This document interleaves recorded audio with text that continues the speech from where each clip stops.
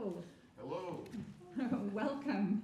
It's very nice to have you all here today for 5 Poets Breaking into Song, number 21 in the series. And today's theme is Black Magic, Friday the 13th in the Great Middle East, Mediterranean North. To get us started today, we have our Vice President, Academic, and Dean to welcome you.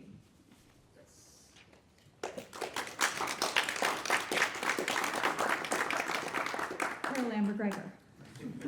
Thank you, Veronica, who has done much more than me to help organize tonight's great event. I am a sociologist by training, and I won't pretend in a room full of poets and appreciators of poetry to give an eloquent talk, and that's not why you're here tonight, so I'll be brief. I just want to welcome you to the campus of St. Jerome's University. If you've never been here, welcome for the first time. If you've been here many times, welcome back. And to offer a brief land acknowledgement. And I would say that, there's lots of talk in giving land or territorial acknowledgements about not having them be performative and really thinking about what you're saying. And I found myself thinking about this one in a couple of different ways.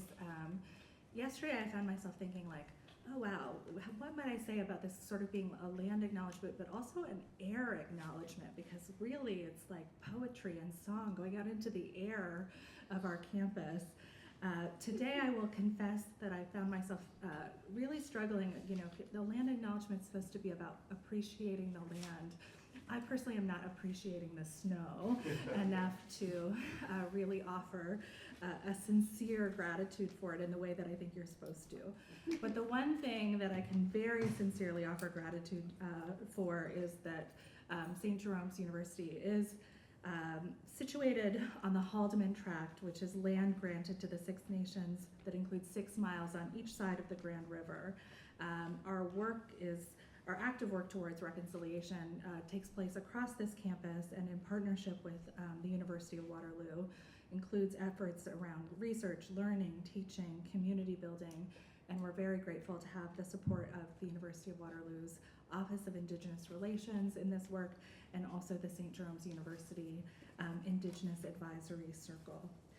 So welcome to our campus, and I'm very pleased now to turn things over to George Elliott Clarke, who is going to share what comes next. Yes.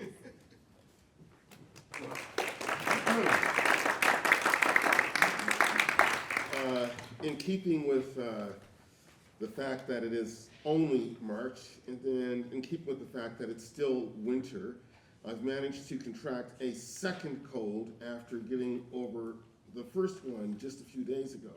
So please forgive the condition of my voice. But I want to say how great it is to be here this evening and to celebrate poetry and song. And we need to do that. We must do that, given the situation in the world today, as we are all aware of it. And I have to say that when I was thinking about what this program was going to be about and playing with the idea of it's Black Magic Friday the 13th. And then wanting to focus on poets who are from the Middle East, the Mediterranean region, for putting together this program. And one of the reasons why I wanted to do that is because the second poet you'll be hearing from this evening is Choucri Paul Zemokhol.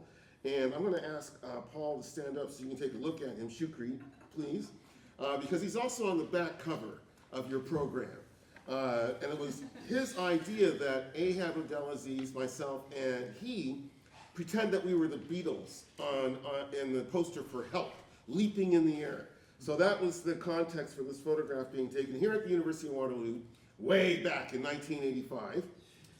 And we met, my friend and I here, in 1982, 44 years ago.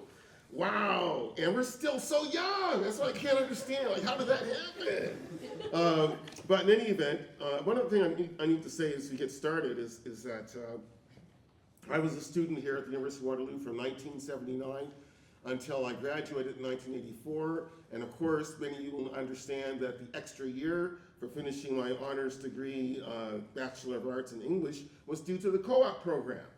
And I had 2 work turns in Toronto that were really dreadful. I was responsible for controlling traffic signals by computer for the Metropolitan Toronto Traffic Control Center, which was really weird. It was a job where, in fact, I had immunity from prosecution in case I accidentally caused accidents during either the morning rush hour or the afternoon rush hour. But it was a co-op job, and it was okay. And then I applied for a job that was actually a political science job, to be an intern at Queen's Park, a paid intern at Queen's Park. And the entire political science faculty and students hated me because I got the job. But I understood politics really well.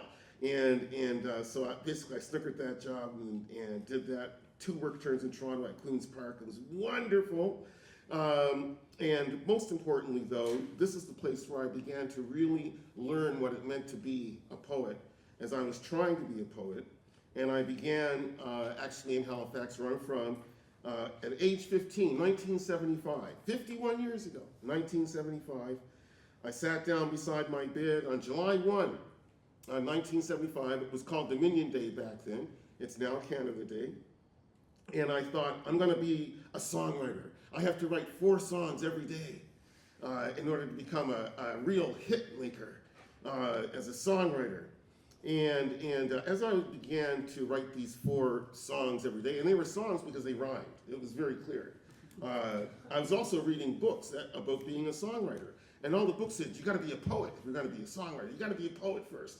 And I thought, oh, okay, I guess I better switch over to writing 4 poems every day. And that was also easy to determine because I knew that poems didn't have to rhyme. Being, after modernism, they don't need to rhyme. So the songs rhymed and the poems didn't. That was my very teenage understanding of the differences between the genres. But eventually I shifted over to basically writing poetry and not writing songs, except it never left me completely. And so in my teens and early 20s, I was writing lyrics for a feminist folk quartet called For the Moment, based in Halifax, and 3 black women, 1 white woman, and together they were singing socially conscious songs, but the songs are all based in the United States, and I thought, we have an experience as Black Nova Scotians that needs to be sung about. So I wrote some lyrics for the Moment, and the leader of the group, Elvina Bernard, and so she included some of my songs on their records. And so I was really gratified. How many years? 60 years later, 40 years later, I was gratified to see that the very first album by For the Moment won the Slate Family Heritage Polaris Prize for music for an album that came out in 1987. Along the way, I've also written libretti for opera, 3 libretti for operas, and I've also had other pieces of mine recorded for music. I'm sorry for this long preamble. I'm going to keep it really short and just say that this is really an introduction to the first poem to the poet, which I will read in a moment. But I just want to give you some other background about this whole program, and also want to say a huge thank you to University of Waterloo, to St. Jerome's University, to Conrad Grable, to Sarah Tomey, to Veronica Oscar, to Tristan Connolly, to everyone who has signed up to be part of tonight's amazing program. It is going to be amazing, so I know I have to shut up very soon, but I still need to tell you about how all this came about. And it has to do with COVID and the pandemic and so on. And so many friends of mine, artists, poets, singers, composers, found themselves without an audience and found themselves without a way to make a little bit of money doing what they are on this planet to do. And so I decided I would start to commission works of art from various friends.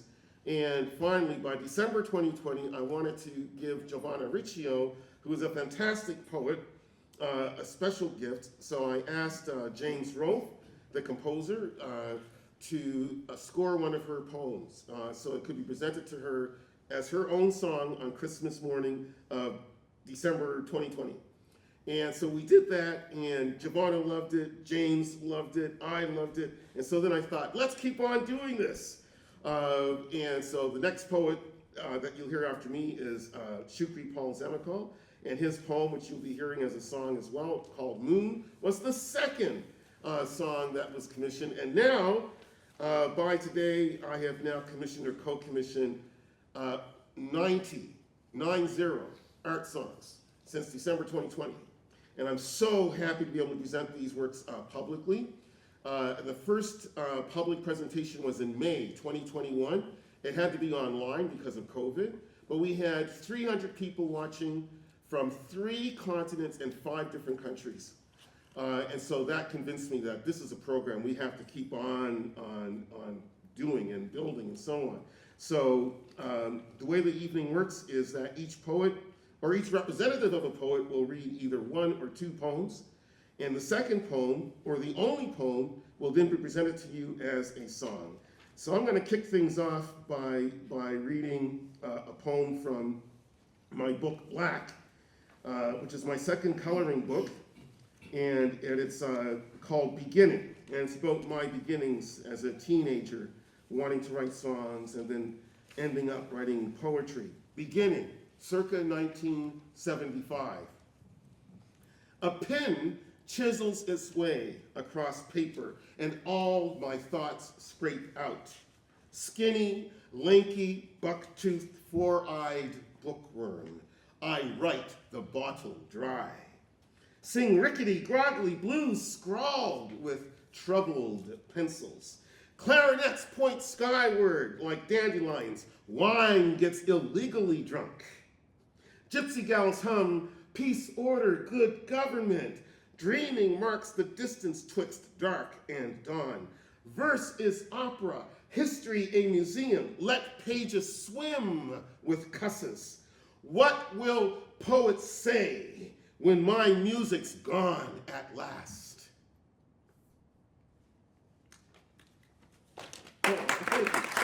That's encouraging. That's encouraging. I'm now going to get on to reading To the Poet, and which is also going to be the first song of our program. And it's composed by James Rolfe. I've already mentioned his name, but I will tell you just a little bit about him as we get ready to hear the song. So James Rolfe lives in Toronto. Was born in Ottawa. His work has been commissioned and performed by ensembles, orchestras, choirs, and opera companies globally, and recognized with a Guggenheim Fellowship, a Jules Leger Prize, and Dora and Juno Award nominations. His newest CD, Wound Turned to White, New Songs 2023, is based on songs commissioned by myself, with whom he collaborated to produce our highly acclaimed opera, Beatrice Chansey, which made Misha Bruegger-Gossman-Lee a star. And so that's the composer. I'm going to read the poem, and then I will introduce the singer and pianist. So here comes the poem. It's in your program. It's the very first one. To the Poet. And another very quick statement about this. You'll see that it says after Pache, after Alexander Pushkin and translator Constance Garnett, to the poet. And there's a reason for this. Some of you may know that Alexander Pushkin was a great Russian poet. And you may also know that he was black. And you may also know that he was very proud of being black. And he also died in a duel, defending the honor of his wife. So he's a very passionate guy. But I don't know Russian. I can't read Russian. But when I was reading the translations of Alexander Pushkin, I was angered on his behalf because they were so boring. This is a guy who died in a duel, took a bullet in the chest defending the honor of his wife. So you don't write boring stuff for him, or you don't write boring translations of his work. So I decided I would write my own translation based on a boring translation, but make it a riveting translation. To the Poet. Poet, damn you if you crave public love. People clap raucously, then fickle, stop. Fools don scholars' tassels, bray their critiques while crowds hoorays chill or scald your marrow. Best to stand, Caesar calm, statue austere, its majesty, yes, to dwell defiant, castled in your own soul, free and aloof. Perfect your flowers, distill their dream liqueurs, but ignore all praise of your past confections. Judge for yourself your vineyard's heady wine. Your strict taste dictates its vintage sweetness. Do you want joy? Let the pack bay and howl. Let them snarl and spit on your altar's flames and breathe your temple's triumphant perfumes. Thank you. And so now, just let me check my notes here for the actual performers of this piece. Coming right up. So to the poet, we have Lindsay Scott, and the pianist, a last minute addition to our program, is Ian Vanderberg, I believe. Right, okay, thank you so very, very much. Welcome. Poet, damn you if you crave public love. People clap raucously, then fickle stop. Fools don scholars' tassels, braid their critiques, while crowds will raise, chill, or scald your marrow. Best to stand Caesar calm, statue austere, its majesty, yes, to dwell defiant castled in your own soul, free and aloof. Perfect your flowers, distill your dream liquors, but ignore all praise of your past confections. Judge for yourself, your vineyard's heady wine. Your strict taste dictates its vintage sweetness. Do you want joy? Let the pack bay and howl. Let them snarl and spit on your altar's flames and breathe your temple's triumphant perfumes. Your temple's triumphant perfumes.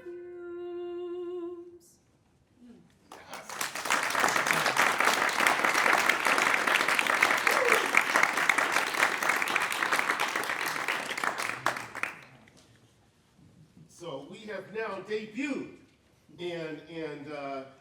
and what a very fine debut it is, thanks to Lindsay Scott's rendition and the very fine, funky piano playing by Ian Vanderberg. And I say funky deliberately because James Rolfe, yes, he's into classical music, yes, he's into bossa nova, yes, he's into pop, but he's also into Parliament Funkadelic. And so every now and then you'll get some of those funky riffs playing composed rather by James Rolfe. So moving right along with our program, it'll give me great pleasure now to introduce Choucri Paul Zemokhol, and his bio is very short. So here it is. Choucri Paul Zemokhol has unpardonably forged 2 chapbooks and 1 full-length book. In this fabrication, he has been aided by Luciano Jacobelli and abetted by myself. All right. So here we are, Paul Zemokhol, Choucri Paul Zemokhol with Moon. Thank you, George. Yeah, I didn't realize this photo was going to be here. I don't remember this photo. Oh, yeah, okay. Yeah, I don't remember this photo. And I think then I should mention that when George had that traffic regulation job, he also didn't have an apartment in Toronto. And he slept in the office at night. I asked him, what do you do during the day? He goes, after work, I just go around to various places in Toronto and visit them. Then I come back and I have my stuff under the desk, and I kip till the morning starts and my job begins. So now we're even. Okay, George asked me to do something with Middle Eastern theme. I was born in Egypt, and I decided to go to ancient Egypt for a poem. And I'm going to have to explain some things because I'm writing as an ancient Egyptian. First thing is, to the ancient Egyptians, the West was the land of the dead. So if you go to Egypt, most of the cemeteries, the ancient ones, will be on the West Bank. So if you go to Luxor, where I've been in the south, you'll stay in a hotel on the East Bank, and on the West Bank there's the Valley of the Kings. The other thing is that they also talked about Kemet as the name of Egypt. And Kemet was the Black Earth, the land of the Black Earth, because of the rich earth that came with the flooding, the alluvial soil, and that made Egypt the breadbasket of the entire Mediterranean. Last thing is, the ancient Egyptian conception or representation of the soul was of a bird with a human head. And you'll see that in hieroglyphs. So those are three things you need to know. So this is an ancient Egyptian who's sick, writing to his friend Senefer. Letter to Senefer. Senefer, my friend, I am between the east and the west. My reed boat drifts, and the souls of the red earth call to me on the lapping waves, like so many tongues wording the eternal cry of the bawbird. The doctors, using their charms, claim they can see through me to the illness itself. But I trust in my mother's amulet and reach out to the east.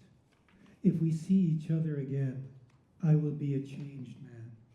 I will worship the sun and the bread and the ale, and make offerings to what is good and just. Senefer, my friend, when the wind swells, when the river roils, be content that your feet rest in the black earth.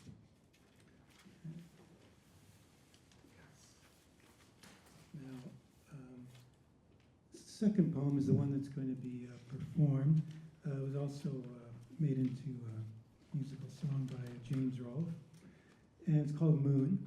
When I showed it to my editor, Luciano Jacopelli, he said, Paul, you can't write a poem about the moon. It's no longer the 19th century. But he did like it in the end, and it was included in my book. And here it is, Moon. Moon, your soft steps in the velvet of night circle my house. You smile at me as I look out my window. Moon, who knew me when I was young, masquerading for me each night, your veil slipping off so that I could see your honest face.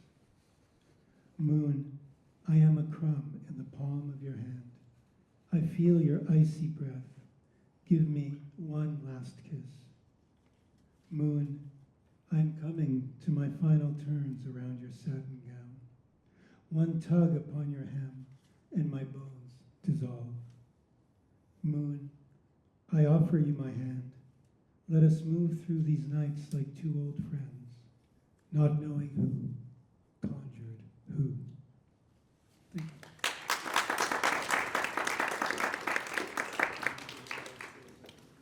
It's a beautiful song by James Rolfe, once again, and it's going to be performed by Josiah Rock and Isabel Song.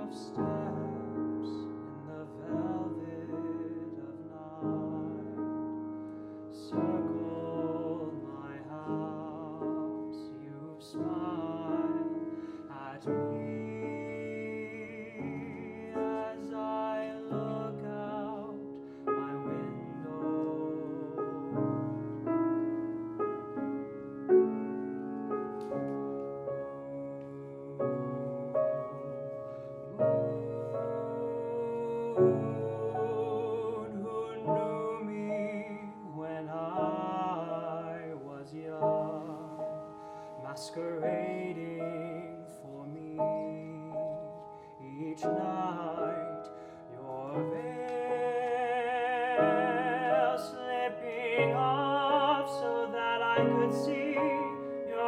last face.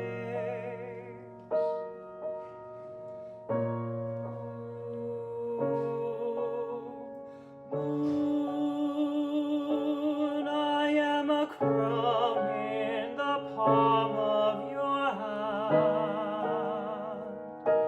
I feel your icy breath. Give me one last kiss.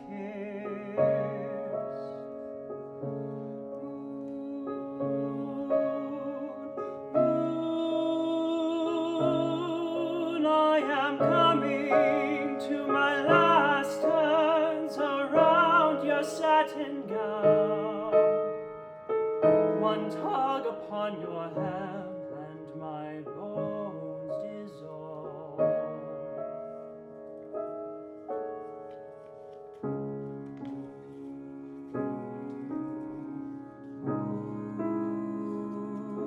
Moon, I offer you my hand. Let us move through these nights like two old friends, not knowing who conjured who, not knowing who conjured who.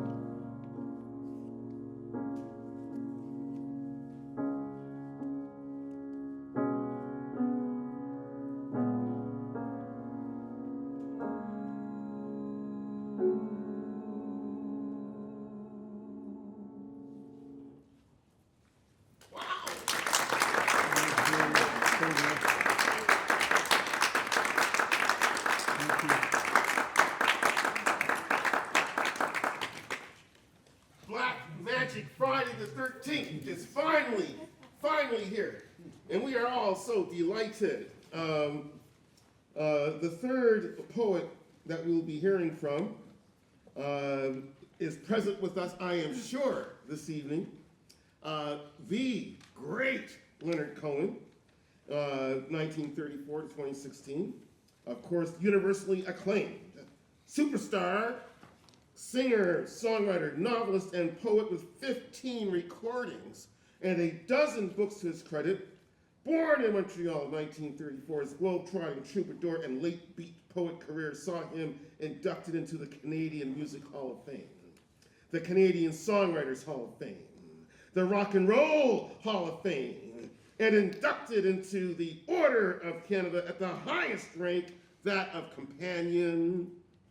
Among other recognitions, Cohen received the Prince of Asturias Literary Prize from Spain, the Glenn Gould Prize, the Governor General's Performing Arts Award, 3 Grammy Awards, Penn New England Song Lyrics Award, the Queen Elizabeth II Diamond Jubilee Medal, a Juno Award, a Genie Award, and the Canadian Authors Association Literary Award for Poetry. Intriguingly, Cohen received but refused the 1968 Governor General's Literary Award for Poetry, because that's what you were supposed to do back then. Refuse these trophies of the state. Refuse to be bought off by the trinkets of the establishment. No matter, though Cohen passed away in November 2016, his words will resonate always, so long as there is poetry and there is song. I have to, before I ask Choucri Paul Zemokhol to recite Leonard Cohen's poem for you, I need to explain it a little bit, because it may seem mysterious without this explanation. First of all, you need to know who E.J.P was. E.J.P is a reference to English Canada's greatest poet of the mid-20th century, Edwin John Pratt. And Edwin John Pratt won the Governor General's Award for Poetry 3 times. He is also quite renowned for his long, epic poems, including Brave Wolf and His Brethren, The Titanic, which is excellent. It really is. In fact, I'm tempted to think that James Cameron used E.J. Pratt's poem to get his Titanic film written.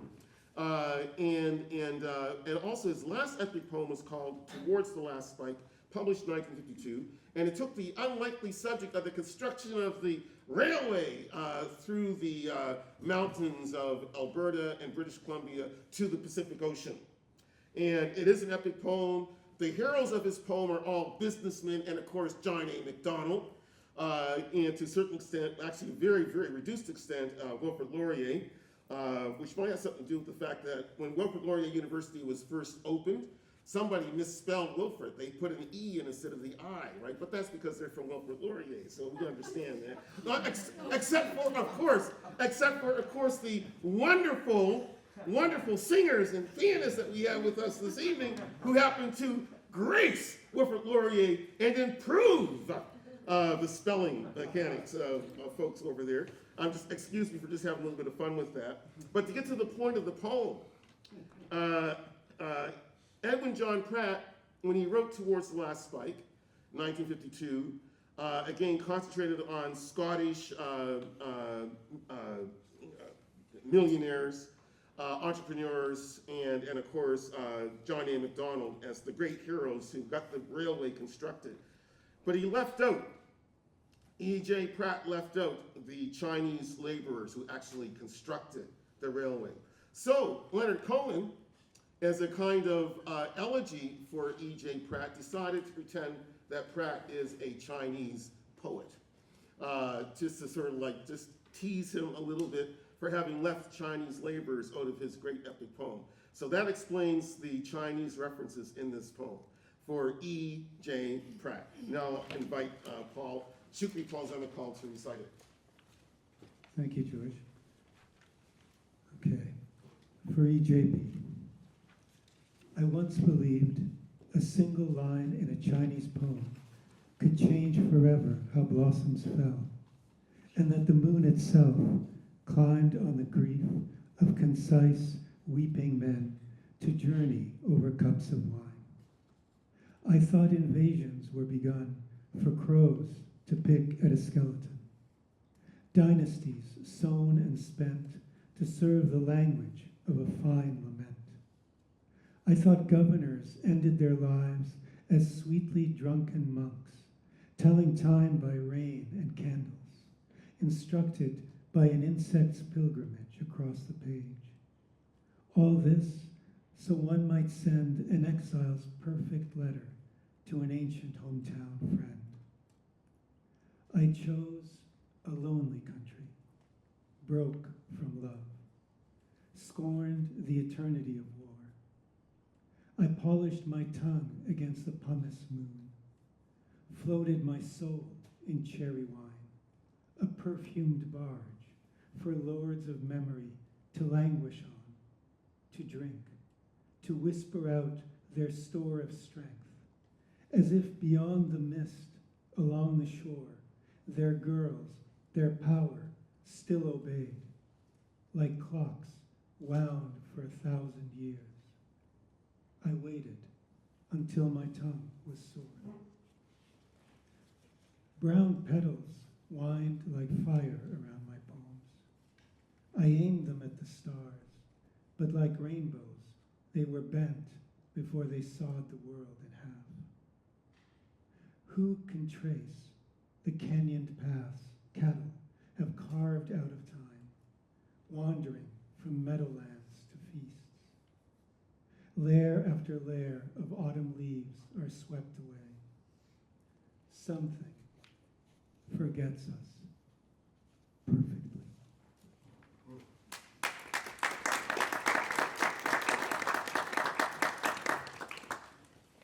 Just before I introduce the performers, I need to mention that when James Rolfe decided that he would like to score that poem, I had to contact the Leonard Cohen estates actually, plural, in the sense of, it was really weird but fun and beautiful to be talking to a lawyer in LA and then an agent in New York, and ultimately Cohen's own children. I didn't have any direct contact with them, but they had to approve making this poem into a song, and they did.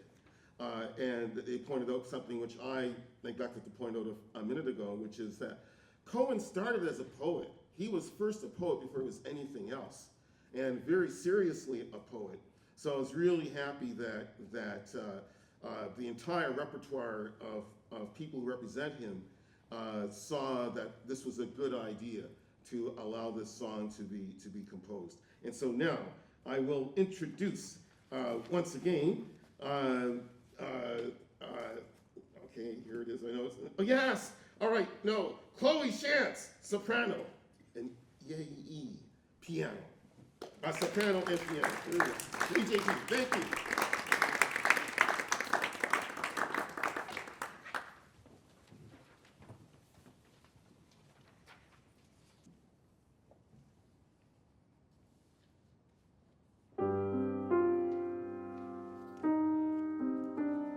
I once believed a single line in a Chinese poem could change forever how blossoms fell, and that the moon itself climbed on the grief of concise weeping men to journey over cups of wine.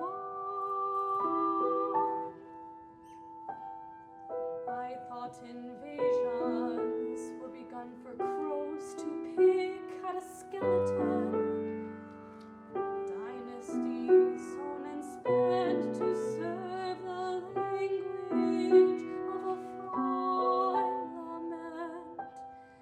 I thought governors ended their lives as sweetly drunken monks, telling time by rain and candles, instructed by an incense pilgrimage across the beach.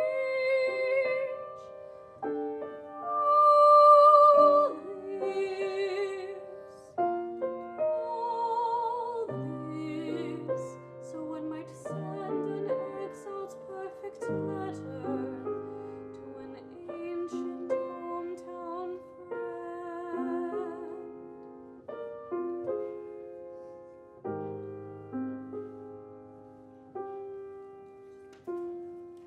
I chose a lonely country brook from love, scorned the fraternity of war. I polished my tongue against the pumice boom, floated my soul in cherry wine, a perfumed bud for the lords of memory to languish on, to drink, to whisper out their store of strength, as if beyond the mist along the shore, their girls, their pulse still beat like clocks wound for 1,000 years. I waited till my tongue was sore.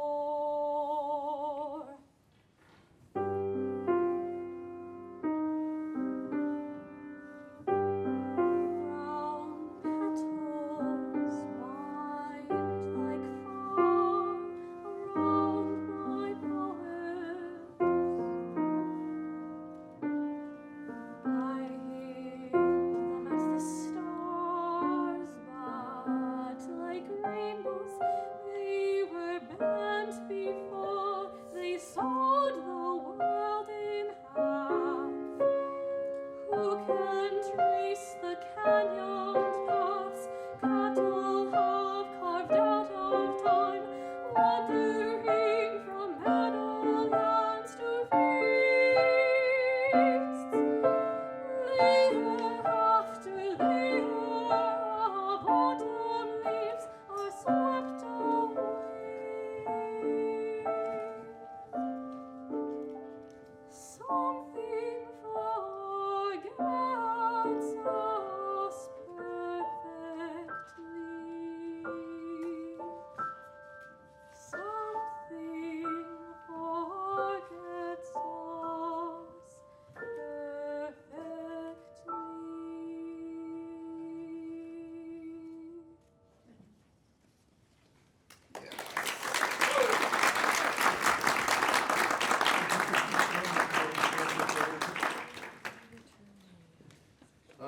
music for that wonderful song, The Game is composed by James Rolfe.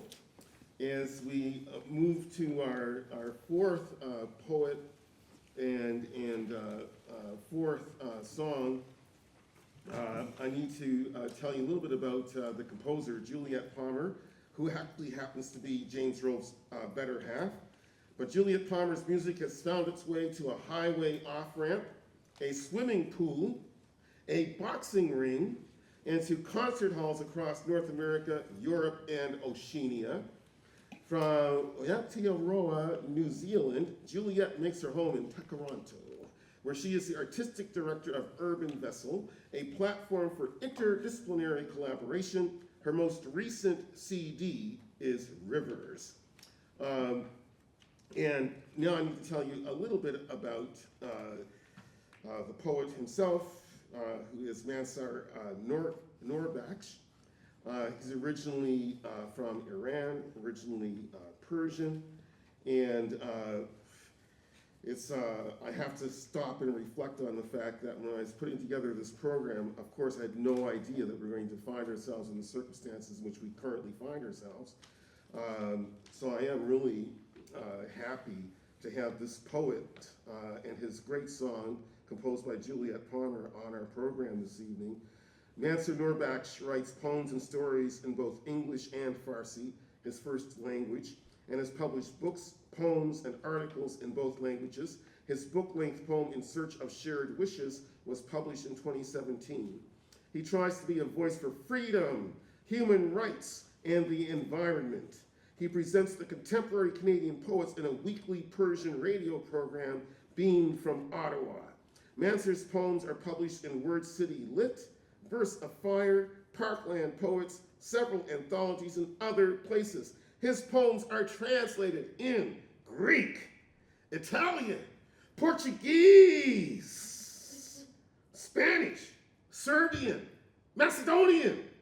I love that word, Macedonian, and Chinese. Mansour Noorbakhsh is an electrical engineer and lives with his wife, his daughter, and his son in Toronto, still in Canada, still not the 51st state, for crying out loud.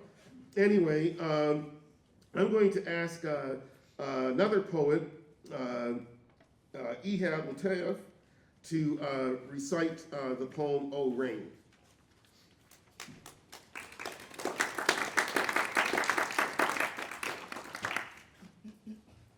It's not fair to read the poem after George. It's really not fair. But I'll try. O rain, I would continue my rain dance in the rain. I would pray within my prayer. I would wish within my wishes. I would stop running in zigzags. I would drop and rise and rise and drop. I wish I could live as a shared wish. I wish I could share my wishes. I could see my lips. I would speak with my eyes. I would fall as a raindrop and burn, to end as a burned brand. I would breathe the love. I would breathe the love. Breathe the love. I was looking at you, woman, silently, while you were hugging the girl quietly. Did Phoenix cry thus? Wow.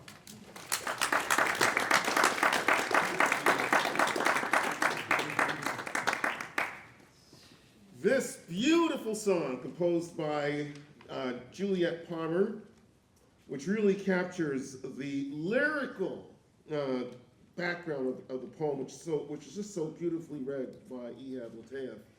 It's going to be presented to us now by Chloe Shantz, soprano, and Ye, piano.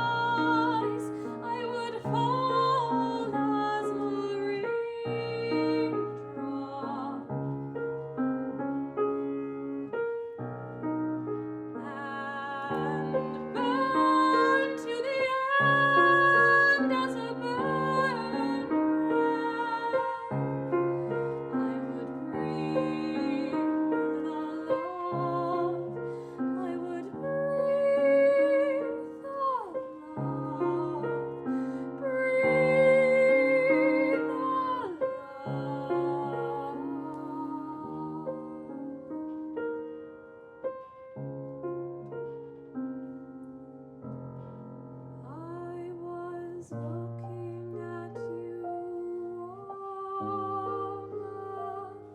silently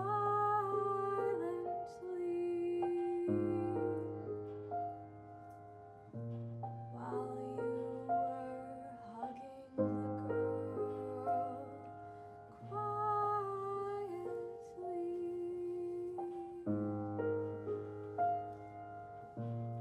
Did Phoenix cry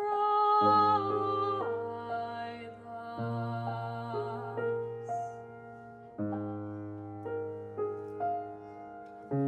Did Phoenix cry?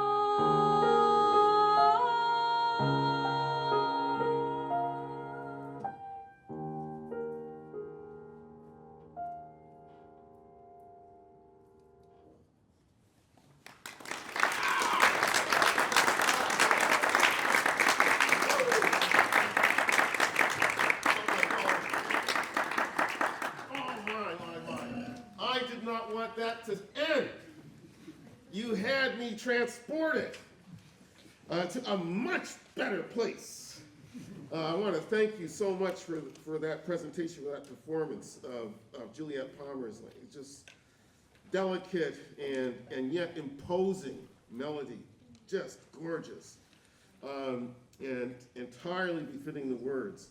The next poem that we will hear is Istanbul Meditations, also composed by Juliet Palmer and written by Jewish, Turkish, Canadian writer, poet, thinker, feminist. I can also add very quickly, absolutely, Yeshim Ternar, who also lives in Las Vegas, New Mexico. Not Nevada, New Mexico. And it's all wilderness where she is.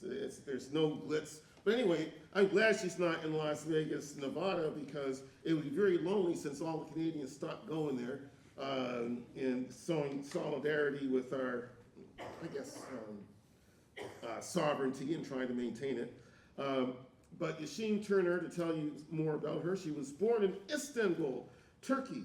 In 1956, she has a PhD in cultural anthropology from McGill University. Yeshim lived in Montreal, Canada between 1980 and 2000. She has published 2 short story collections, Orphaned by Halley's Comet and True Romance with a Sailor, a book of historical nonfiction, The Book and the Veil, and a historical novel, Rembrandt's Model. The excerpts that broke into song are from The Book and the Veil, Escape from an Istanbul Harem, published by Vehicle Press, 1994. Since her retirement in 2018, retirement. Wow, what a beautiful word that is. My golly, I'm gonna try that sometime.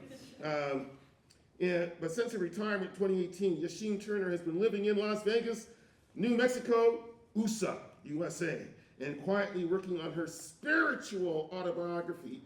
I will now recite the poem, which is in the program, of course, the 5th poem, 5th song. But I gotta tell you just a little bit about it because it's just so much fun. Istanbul Meditations, and it's based on her book, as I just mentioned, The Book and the Veil. So she writes in that book, and this is based on her life in Turkey as a girl, how some mothers and wives during Ramadan find it necessary to take drugs in order to deal with the household duties that seem to befall them.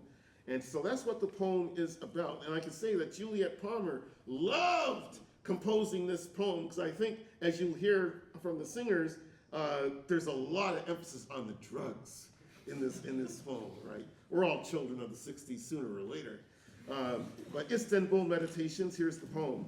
Now I, Yeshim, who's fled every office chaise, from east to west have sauntered east many times. A Turkish-born writer, Monrealese, I hear in Montreal Istanbul's chimes, and recall instantly that Turks love the buttercup, narcissus, dandelions, and chamomile, all sprouting wildly in Istanbul, all non-stop, all along the Bosphorus whose waters rile. houses, lizarding, hazardous banks, so mad floods wash out foundations.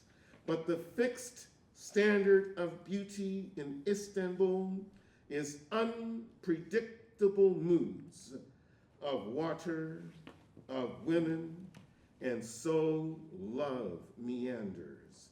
I think of Zainab, her eyes sleepy but not dull.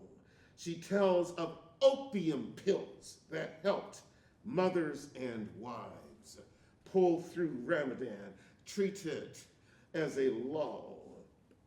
Swallowing drugs sold in thin gold covers, hollowing pills with varying thicknesses of gold coating, so that ladies could float above all cares for husbands, lovers, businesses, and even look down upon, frown upon love.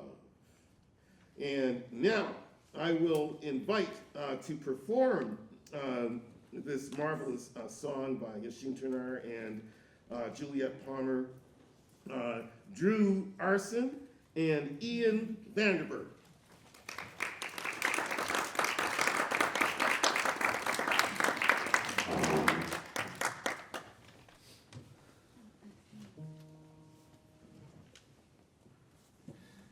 Now I, Yeshim, who's fled every office chase, from east to west have sauntered east many times.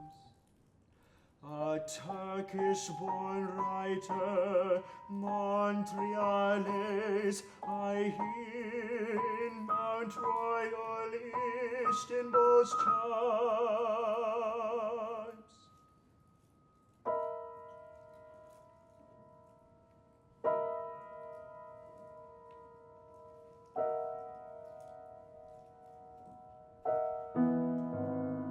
And recall instantly that Turks love the buttercup,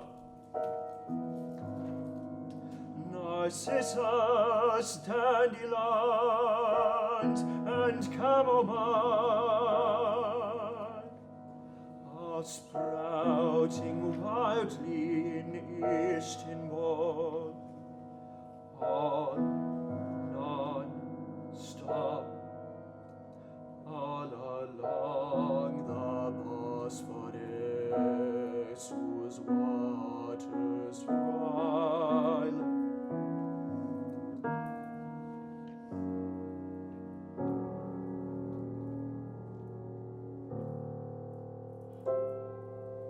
Houses lizarding hazardous banks, so mad floods wash out foundations. But the fixed standard of beauty in Istanbul is unpredictable moods of water, of women, and soul of meanders.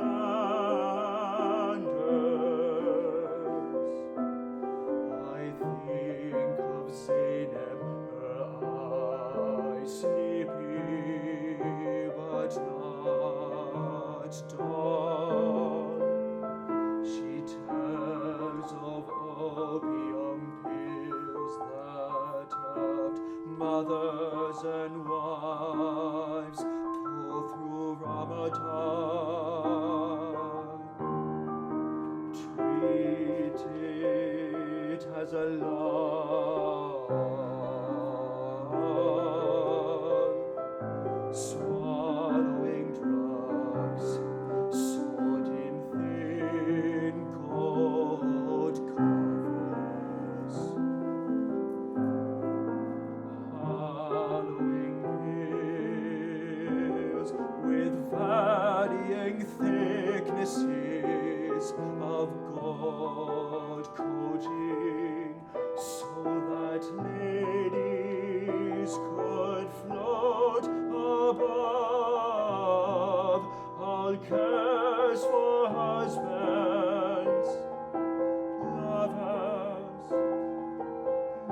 businesses, and even looked down upon, frown upon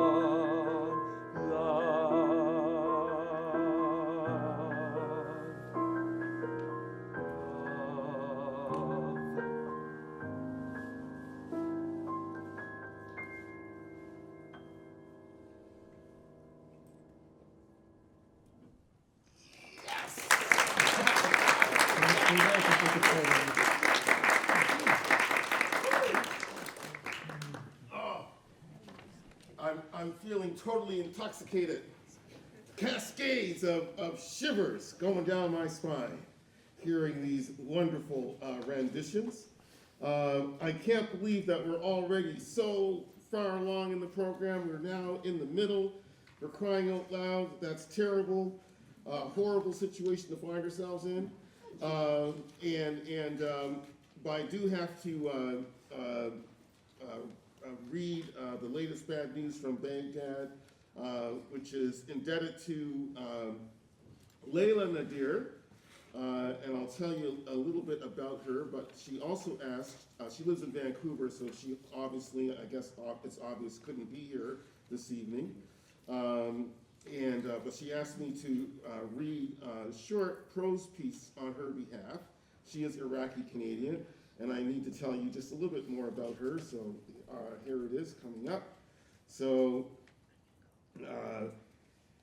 Leilah Nadir, it's all in alphabetical order, I can find it, there we go. Grew up in England and Canada and studied at McGill University and Edinburgh University, The Orange Trees of Baghdad, In Search of My Lost Family, a memoir about her mixed Iraqi and English heritage, and the 2003 invasion of Iraq, was published in Canada, the UK, the USA, Australia, New Zealand, Italy, Turkey, France, and Iraq, and won the George Riga for Social Awareness and Literature Award in 2008. She lives in Vancouver, British Columbia. So before I recite the poem, for which I have also been accorded some credit, since I took her prose and basically broke it into rhyming verses, or rhymed it as best I could.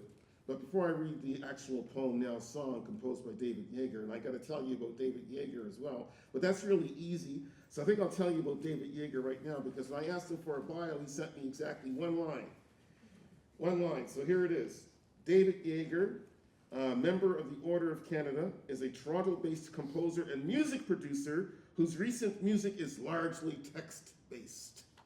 So, all right, so that's it. He didn't want you to know anything else about him because he's a fugitive from justice. I'm just kidding about that, but he probably is. He's probably in an unknown location right now. No, but seriously, David was really wanting to be here this evening because, in fact, the song that he's composed from the words of Leilah Nadir and myself will be debuted right now, tonight, as a brand new song, and so I'm so happy to be able to have it unveiled here for you. I'm just sorry that he's not able to be here. He wanted to be here, and he did. Last time I was able to hear from him, he was planning to drive here with a wonderful singer who's also part of our program by the name of Usha. But I will presume that they saw the weather and decided to stay safe in Toronto. At least that's what I am hoping has happened. So here's the piece by Leilah Nadir that she asked me to share with you. How I See America as an Iraqi Canadian. America is a pair of heavy black boots dangling out of a low-flying army helicopter. A machine gun cocked down at me as I huddle in my nightgown in my cot on the roof of my Baghdad house. America is 3,000 cruise missiles landing on my city. America is a tank tread on the fragile remains of the ancient city of Babylon. America is my front door kicked in. America is a curfew that makes it impossible for my great uncle to get to a hospital at night. He dies of a heart attack at home. America is my teenage daughter, a virtual prisoner in our home year after year, unable to go to school. America is a car bomb exploding in front of my father as he stops in Baghdad traffic, leaving blood and flesh dripping from his arm. America is my crippled brother, a crutch where his left leg used to be. America is white phosphorus, a chemical weapon. America is tiny pieces of metal, mysterious debris from a bomb collecting in the back garden of my house. America is a group of young soldiers going to church among Iraqi Christians, asking me about the pretty girls they see there. America is waving at me from a tank. America is the concrete blast wall separating me from friends in the next neighborhood. America is a note threatening to kidnap my children. America is a shattered Sumerian vase, a burning library. America is a hospital without medicine, a house without running water, the deep dark of a power failure. America is loneliness without a telephone as explosions jar the night. America is adolescent soldiers bristling with weapons yelling at me at a checkpoint. America is the bomb that shatters the stained glass window of my church. America is an overflowing morgue, a cemetery with no room left to bury my great uncle. America is Abu Ghraib prison reopened as an American prison. America is a soldier killing Iraqi demonstrators who are protesting because the army has turned their elementary school into an army base. America is the green zone forbidden to most Iraqis. Once Saddam Hussein's palace and now a paradise of hospitals, electricity, water, swimming pools, cafes, and air conditioning. America is my great aunt chopping down the orange trees in her garden to use as firewood. America is her middle-class neighbor digging a well. America has made me Iraqi. I see America through Iraqi eyes, but it wasn't always so. I grew up in Calgary, Alberta, just a few hours' drive from the United States. I am Canadian, born in Canada, raised partly in London, England by an Iraqi father and a British mother. Until 5 years ago, America was benign to me. I'd been to Los Angeles, New York, Washington, D.C., Chicago, Portland, Vermont, New Hampshire, Seattle. I felt practically American myself. I didn't see much distinction between Canadians and Americans. And then America invaded my father's homeland. And now to recite the poem, which is taken from The Orange Trees of Baghdad, her Leilah Nadir's family memoir. The title is The Latest Bad News from Baghdad. And I just want to underline once again how accidentally, terrifyingly relevant this whole program tonight has turned out to be. When it was, just something that was just conjured up to bring together a group of poets with similar backgrounds. It's terrifying how accidentally, again, relevant this poem has turned out to be, that this whole evening has turned out to be. So here's the poem. The children of the coffin, heaven's orbs trailing eternally the bright north star. To funerals always vast night absorbs, at Baghdad where saints die crushed by rebar. That's why, though I feel Iraq in my bones, I've never gone. Rather, I read about bees droning a rose bush while a breeze moans, easing amid date palms that tease away drought. I ogle storks quaffing buffalo cream, then August so hot that everyone sleeps on rooftops, where air is jasmine breathed as steam, and orange blossoms perfume where moonlight steeps. I weep for the star-crossed Leilah and Case, that lovelorn pair of whom Nazimi tells. Picturing despair, strictures of disgrace, thus love-lost Case drifts dunes where poems he yells, thus love-lost Case drifts dunes where poems he yells. Now newscasts ogle Baghdad, rock like Case, mosques and minarets ablaze with gold flames. It's blackened, sacked, sooty, looted, a space of rubble and smoke and skeletal frames. Once tranquil, all gold sand and green date palms, shading the sapphire Tigris. The city now's charred flesh, burnt bone, and torched museums, while Yankee bombs blitz, storming songs pity. I regard our gardens Seville orange trees, their fruit so lemon sour sets me crying. Locusts like missiles into Baghdad breeze soon, trees and saints lay swooning. dying. Soon trees and saints lay swooning, dying. And now I may as well stay at the podium because it's time to hear the song. And just let me find my list of the performers. Here we go. All right. Once again, so this is the latest bad news. And so we will have Lindsay Scott performing this song along with Ian Vanderberg on the piano.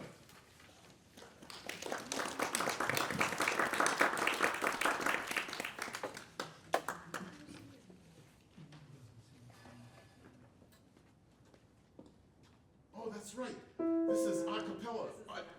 I forgot. That's okay. Because David Jaeger isn't here. That's all right. All right. Thank you, Lindsay.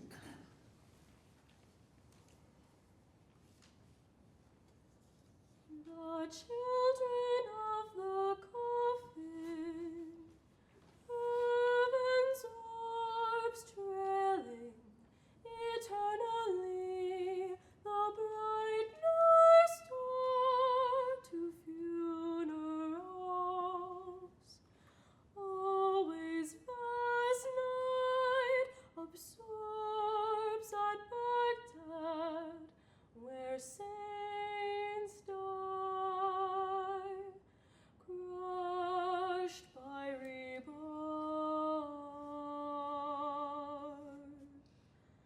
That's why, though I feel Iraq in my bones,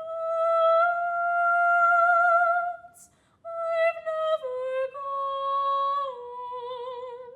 Rather, I read about bears drowning a rose bush while a breeze moans. Easing midday palms that tease away drought, I ogle storks quaffing buffalo cream. Then August so hot that everyone sleeps on rooftops.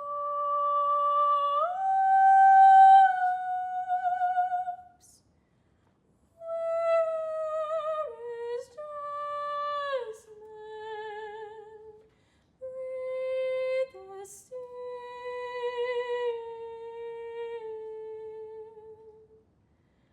And orange blossoms perfume where moonlight sleeps.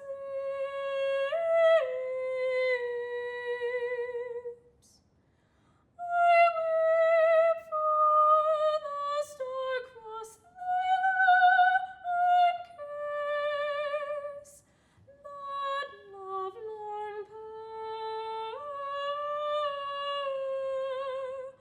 of whom not seeming tells, picturing despair, stritures of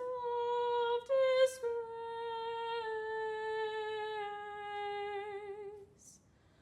Thus love-lost case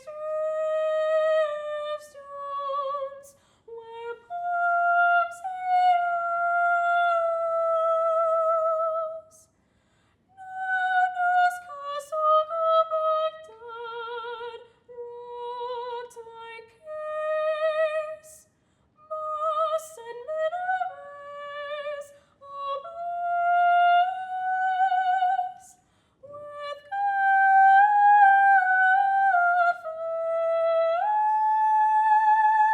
godflames. It's blackened, sad, sooty, looted, a space of rubble and smoke and skeletal frames. Once tranquil, all gold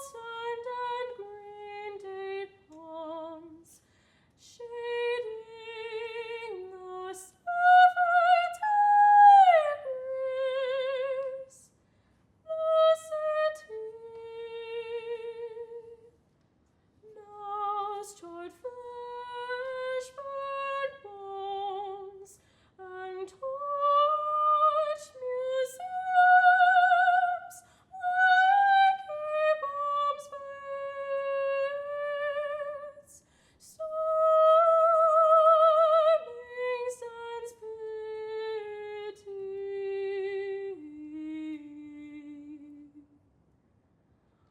I regard our gardens, civil orange trees, their fruits so lemon sour,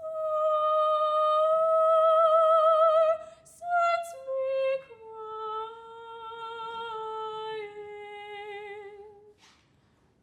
Locusts like missiles into Baghdad breeze.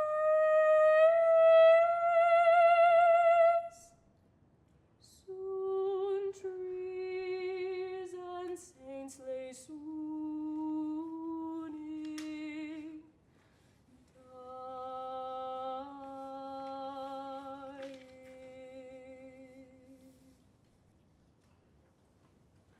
Yes.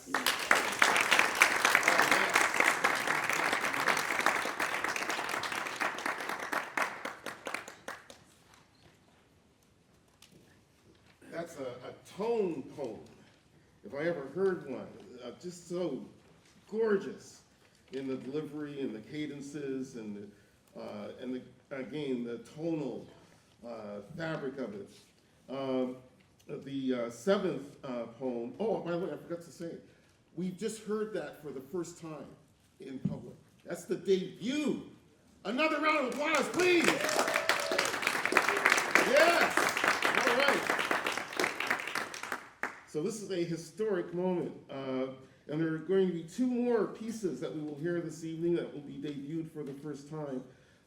But that's not true for the next poem, the seventh poem, which is also by Leilah Nadir, and the title is I think says everything: Belly Dancing on Saddam Hussein's Tomb. And as you will know from reading the poem, it contrasts the freedom of Iraqi women who happen to be in London at a restaurant where a belly dancer is performing, and they get up and join the belly dancer and enjoying their freedom to do that. And at the same time, Saddam Hussein is going to be hanged as they are dancing. So this would be New Year's Eve 2006, because he was hanged in the hours between New Year's Eve 2006 and New Year's Day 2007. So there's a contrast between these activities. And at the same time, it's ambivalent because of the fact that George W. Bush is still around. He's not being hanged, and yet he's the one who decided to invade Iraq based on the lie that there were weapons of mass destruction there back in 2003. I just want to send a shout out to Jean Chrétien for seeing through the lies about Iraq and keeping Canada out of that horrific campaign. Here's the poem: Belly Dancing on Saddam Hussein's Tomb. In London, when the belly dancer flashed her sequins in dashing sequences so bold for an English girl, and her sparkles splashed the light blushing red wine to luscious gold, while she ululated, undulated, shaking her belly level with our plates, the English diners groaned, aggravated, wanting to stare, but dreading jealous mates. But we Iraqi exiles, the ladies chaste and suave, leapt up, kicked up high heels, and danced. Instinct made us slinky, bobbing each waist, all a swirl and a twirl, houris entranced, uninhibited and unembarrassed, and clapping and shrieking, false in delight, not intimidated and not harassed, but feeling free to be ourselves that night. How unlike our lives in Baghdad, Iraq, once the coalition of the willing, skillfully triumphant in their attack, unleashed on us war crime wanton killing. Here in London we twist our hips, languid, sinuous as is music, forgetting that only ruins is everything sacred, in Baghdad veined by staining bloodletting. Now as we dance, Saddam Hussein is hanged, that foul monster is dead, but that devil, George W. Bush, hangs on, quite deranged, so presidential, civil in his evil. And I have to mention, hey, thank you. Eddie Bullen, the composer of this piece. Pianist, composer, arranger, and producer Eddie Bullen is multi-talented, earning an abundance of awards and recognition. Eddie flavors contemporary jazz with Caribbean rhythms. Since moving to Toronto in 1980 from Grenada, an island nation that the US invaded in 1983, Eddie has worked with stars like Melba Moore, Maestro Fresh West, Liberty Silver, Deborah Cox, and Dee Dee Bridgewater. To date, Eddie Bullen has produced over 250 albums. Over 250 albums. Man's a monster. And now I have to introduce the presenters of this song, and it's going to be Lindsay Scott and the pianist Ian Vanderberg. All right.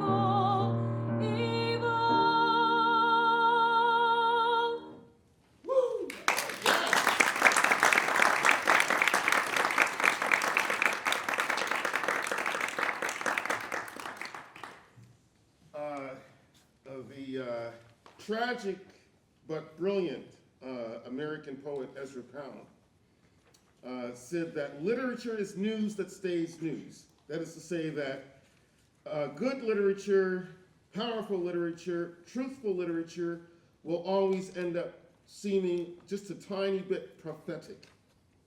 And I think that's also what we are hearing tonight. No matter when these pieces were composed or written, they seem to have had March 13th, 2026 in mind, given some of the headlines that assault us right now. I'm going to introduce oh, I gotta say one other thing about this whole project, about the 5 poets breaking into song and the commissioning of poems and turning them into songs. I want to say that this program has been beautifully diverse, accidentally diverse in terms of singers, in terms of the composers. So the song you just heard was composed by a guy from Grenada for an Iraqi-Canadian woman. And I think that Eddie Bullen caught exactly what Leilah Nadir was trying to say. For the next song, which was commissioned by Giovanna Riccio, for your UW professor colleague, Lamis Ethari, she herself, I know because she's commented on it, was quite surprised and delighted to know that it's an Acadian composer, an Acadian woman composer by the name of Holly Arsenault, who set that poem to music. So I'll tell you a little bit about Holly, and then Lamis, and I'll turn the microphone over to Giovanna. So Holly Arsenault's bio is very simple. Since returning to her native Nova Scotia from Montreal's jazz scene in 2008, pianist composer Holly Arsenault has collaborated with Halifax's finest jazz musicians. Her eponymous trio was twice named Best Jazz Artist Band in the Halifax Coast's Reader's Choice Awards. And now a little bit about Lamis, who probably needs no elaborate introduction here. And I'm very sorry that she cannot be with us this evening, but apparently her son is turning 23 tomorrow, and she's on her way to celebrate his birthday. So Lamis Ethari is an associate professor of creative writing at the University of Waterloo. She's published 2 books, a verse collection, From the Wounded Banks of the Tigris, 2018, and Waiting for the Rain, an Iraqi memoir, 2019. A widely published poet, she is a nonfiction editor with the New Quarterly and a co-founder of the X Page, a storytelling workshop for immigrant women. Alongside Maria Lombard, she has also co-edited Mothering and Intergenerational Trauma in 2025 with co-editor Maria Lombard. And I also need to say a huge shout out of thanks to Lamis, who was also, along with Sarah Toney and along with Veronica Austin and Tristan Connolly, absolutely essential for getting this evening's program together and on the road. All right, Giovanna Riccio.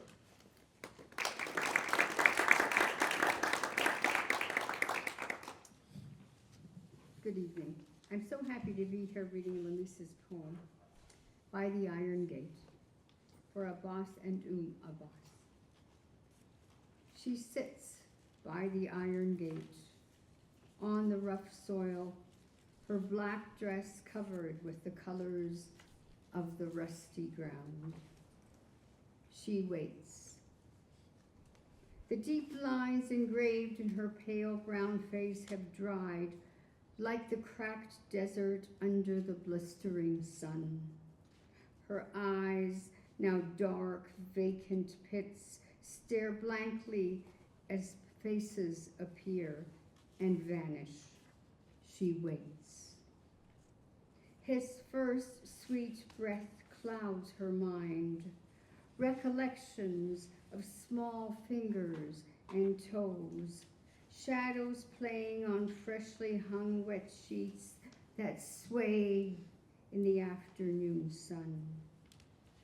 Echoes of giggles as the block of green olive soap rubs the soft soles of small feet. His young, strong voice reciting dawn prayers as tea brews in a porcelain pot on blue kerosene flames. For years her kisses had dried tears and healed bruises. Her eyes fall to the stained white shroud wrapped around the motionless lump on the Persian carpet. Mourning women with torn dresses and red faces beg her to join them, but she has to be by the iron gate. 17 years, she has never missed a day. He has to know, I wait.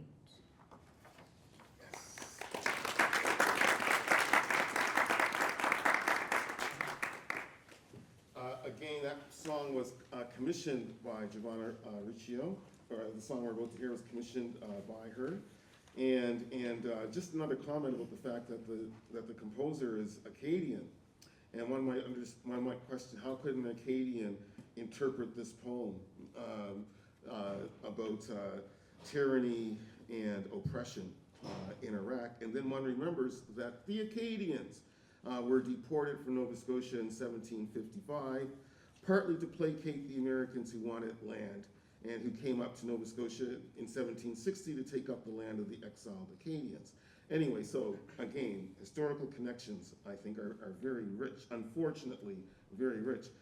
So the song now, By the Iron Gate, will be performed by Lindsay Scott and Ian Vandenberg.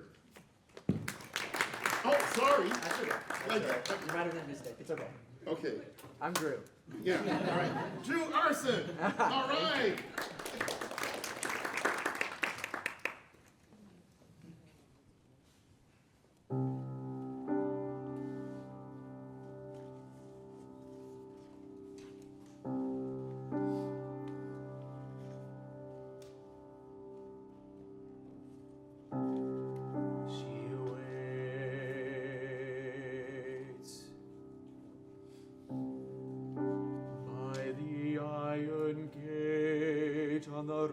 Soil, her black dress covered by the colors of the rusty ground.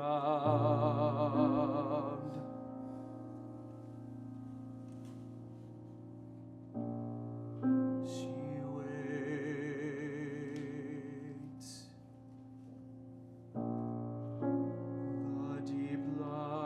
Engraved in her pale brown face have dried,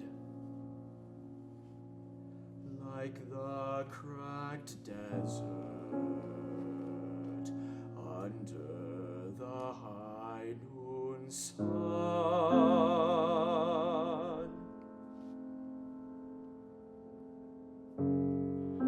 Her eyes now dark, vacant pits stare blankly as faces appear and vanish.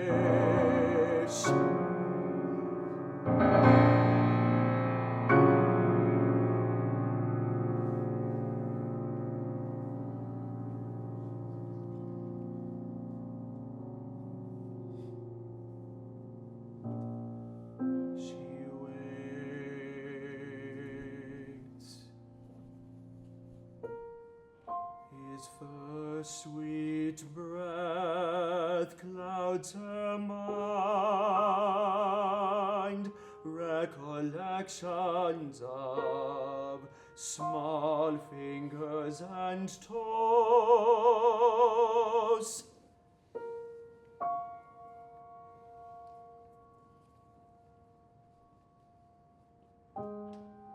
Shadows playing on freshly hung wet sheets that sway in the afternoon sun.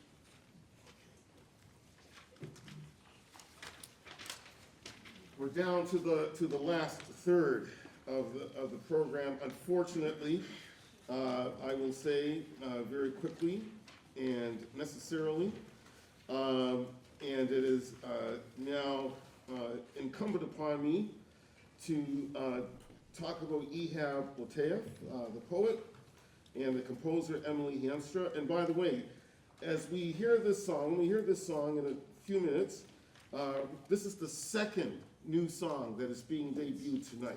So you are so fortunate and historic an audience to be able to say, we were there, we heard it for the first time. This masterful, timeless masterpiece. Now, I'm serious when I say that. But I also need to mention a little bit about E.J.P, who, by the way, is here today from Montreal. You made the drive. Yeah. All right. Thank you so much. It wasn't easy. I'm sure, man. But thank you. So E.J.P is a Canadian IT manager, poet, writer, and community activist of Egyptian origin. He holds a degree in electrical engineering from 1981 from Ain Shams University in Cairo.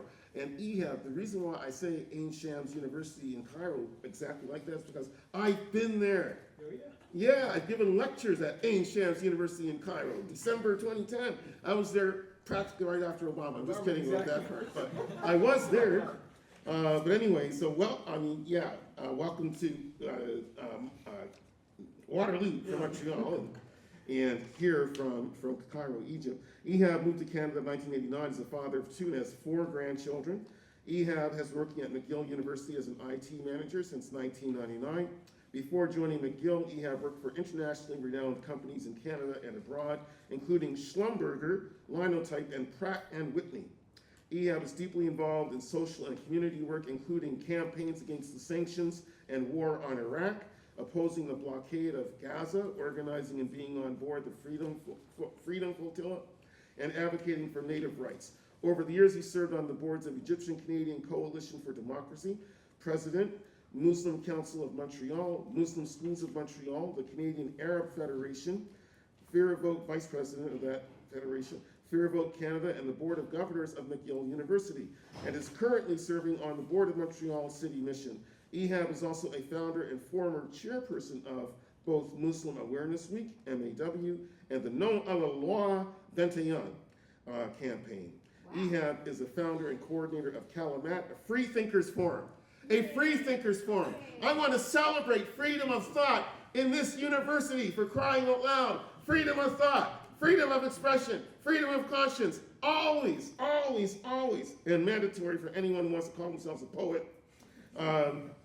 And Free Thinkers Forum aiming to advocate open dialogue, especially among those of origins from the Arab-speaking countries. As a poet and writer, E.J.P published a bilingual poetry collection, To Love a Palestinian Woman, published by Toronto South Asian Reviews, Czar, in other words, 2010. And the CBC produced his play, Crossing Gibraltar, in 2006. I've also been to Gibraltar, by the way, just to, well, you gotta go, right? His writings also appeared in many anthologies and zines, and he wrote numerous op-eds on various subjects in many Canadian papers over the years. His Arabic poetry collection, Abwab, which means doors, has just been published by Qanadil in Baghdad, Iraq. E.J.P also served on the boards of Tisri Dunia Theater, CKUT Radio, and the Quebec Writers Federation. Now, before I allow him to come up and regale us with the reading of his poem, I need to tell you a little bit about the composer, Emily Hiemstra, who lives just down the road in London, Ontario, the second London, born in 1991. She is a violinist, composer, and a mom to 3 boys under 4. Her music has been performed at sundry international festivals. As a violinist, she has performed globally, including at the Banff Center for the Arts, Canada, and the German Scandinavian Youth Orchestra of Berlin, Germany. She writes music when her boys are napping. All right, so without any further ado, E.J.P.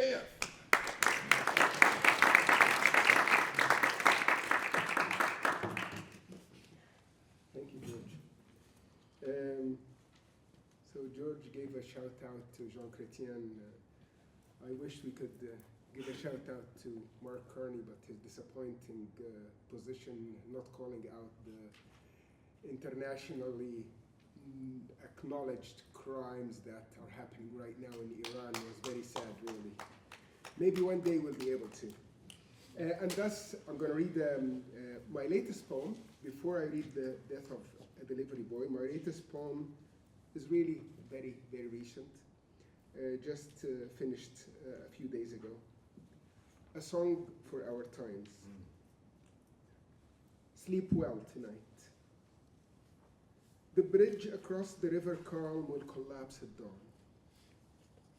The scrolls that we held sacred for all eternity shall disintegrate.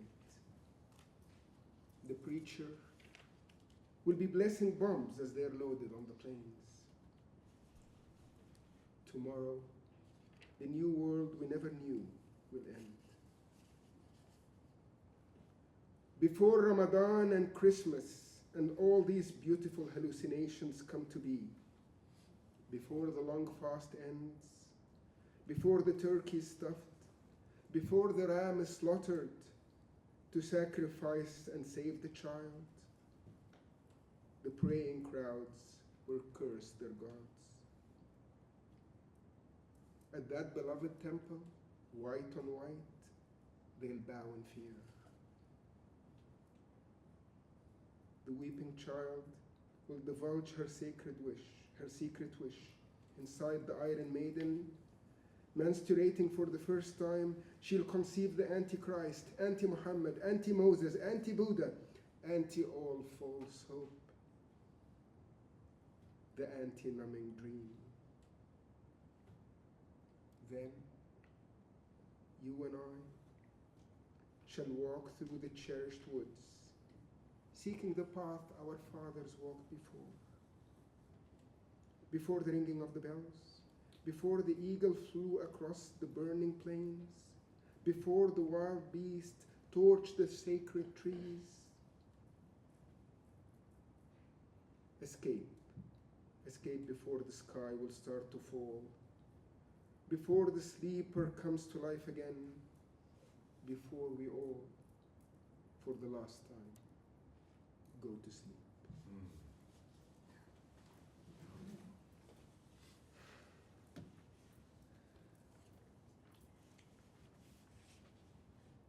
Death of a Delivery Boy.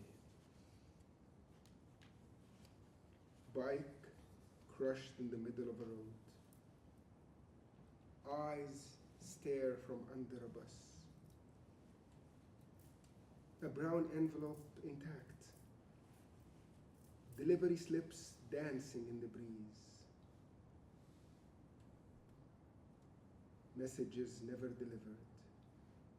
A trip cut short. How much for your vote? How much for your conscience? How much is a man worth? Blood flows by the sidewalk. A broken cell phone attempts to ring, wondering why he's late. An ambulance makes its way through the crowd. How much is a man worth?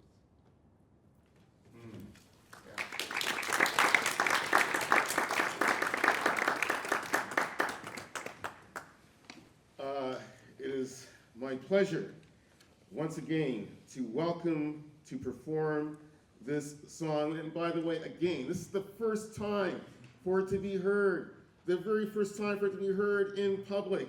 This is Emily Hiemstra, the mother of 3 boys, who composes only when the boys are napping. But here she is composing the music for this very affecting poem. So we are inviting to come and perform it Drew Arson and Ian Vanderberg. All right. I've got the wrong list here. Lindsay Scott.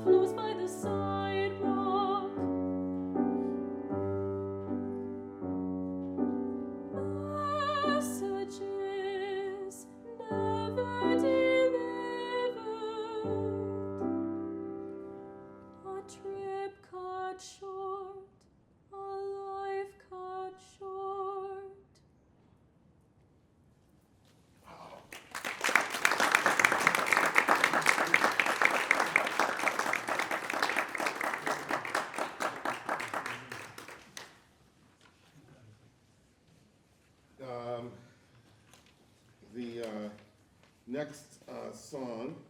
But I also just want to say once again just how beautiful that song is. Having heard it for the first time now, not coming out of the tinny microphone on my laptop, it is ethereal and haunting and heart stabbing, heartbreaking.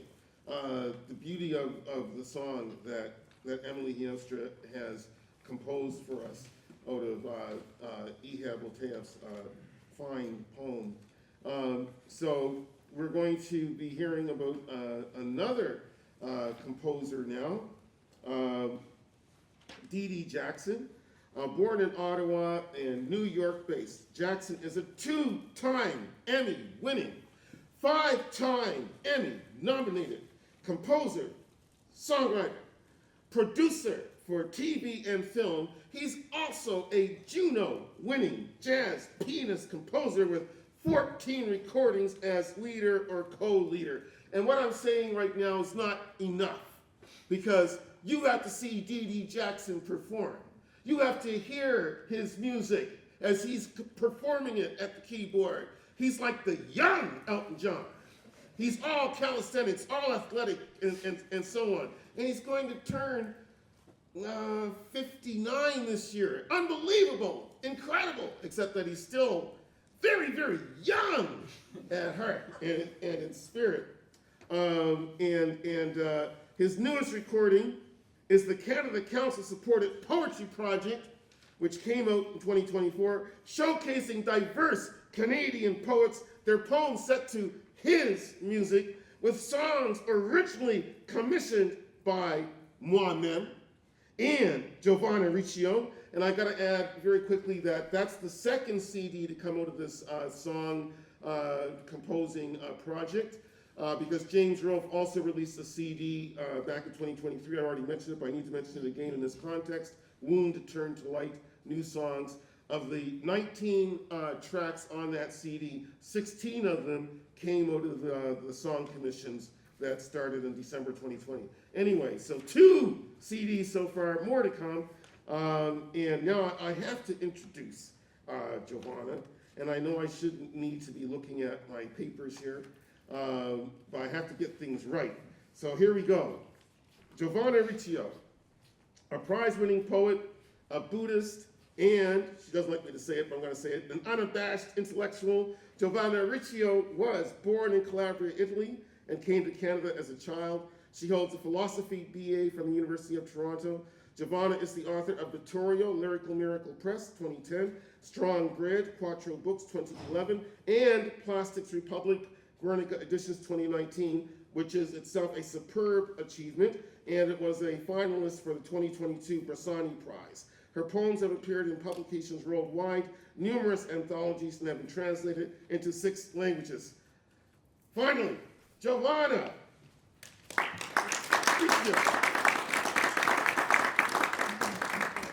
Thank you, everyone. I'm going to read one poem, and then I'll read the one that was set to music. I've chosen this poem. It's an old poem I wrote. It's called Las Madres, and it refers to the Argentinian women that used to march every Thursday in the Plaza de Mayo with the pictures of their disappeared children. I consider them to be an archetype, because everywhere, at all times, children are being killed or disappeared, and mothers are the ones that are always trying to keep them alive and remembered. So this is called Las Madres. It starts with a quote from a magazine article. Not dead, they tell us, simply unaccounted for. We raise our hands against barbed cyclones that gather in the afternoon and come into their own at night. Rooms on the dead side of the heart fill up, and these homes feel their sudden spaces.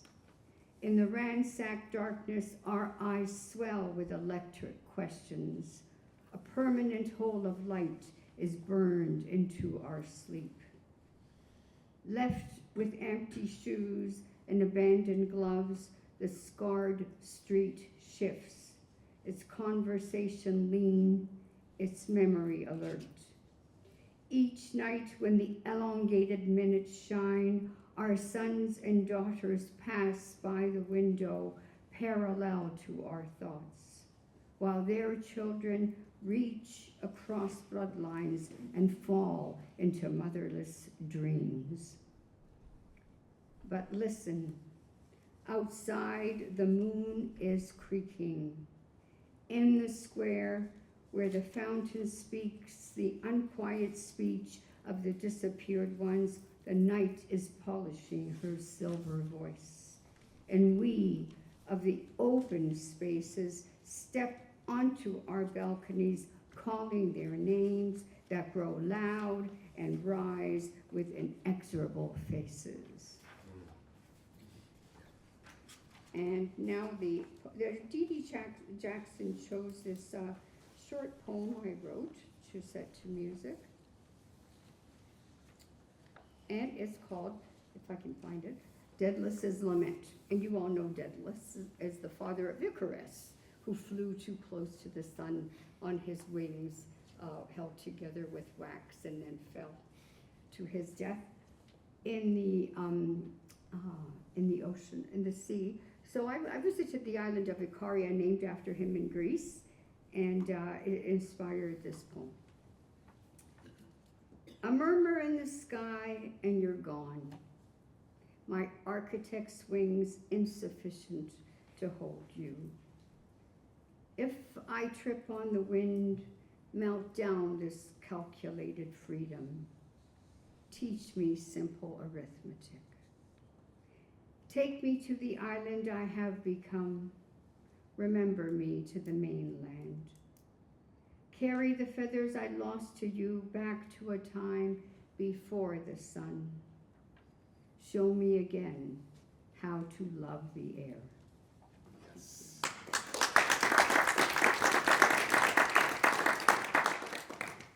And now I hope I have the correct info here, finally, at last, and I think I do. So we're going to hear Daedalus' Lament, performed by Josiah Rolfe and tenor, and Isabel Song, piano. All right.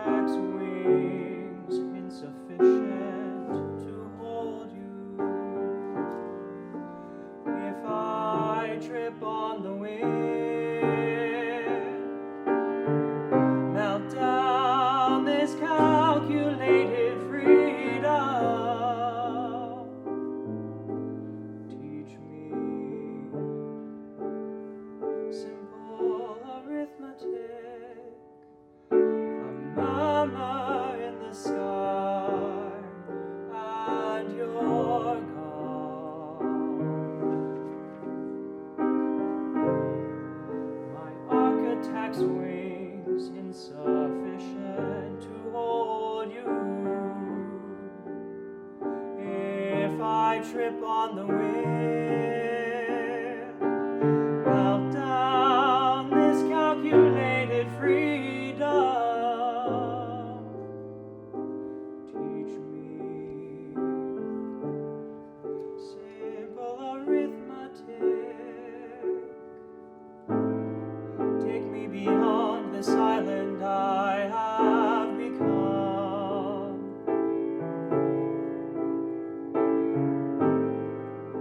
Remember me to the mainland. Carry the feathers I lost to you back to a time before the sun.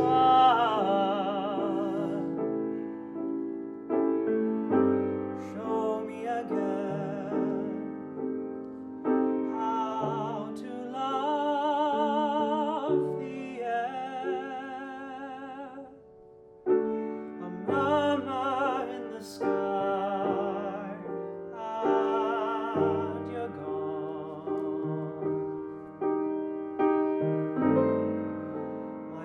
architect's wings insufficient to hold you. If I trip on the wind, melt down this calculated freedom. Teach me simple arithmetic.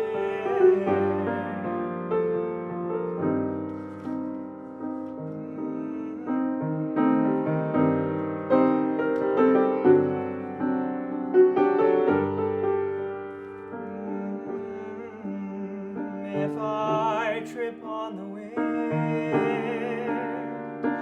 melt down this calculated freedom. Teach me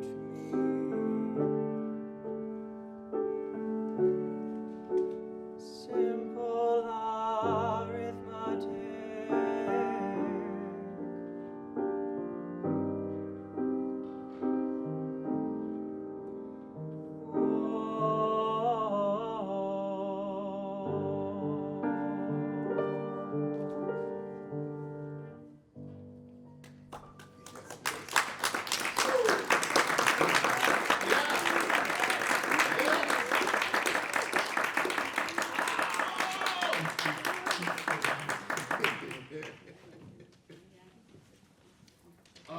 I need to mention that D.D. Jackson is the son of a Chinese mother and an African-American father.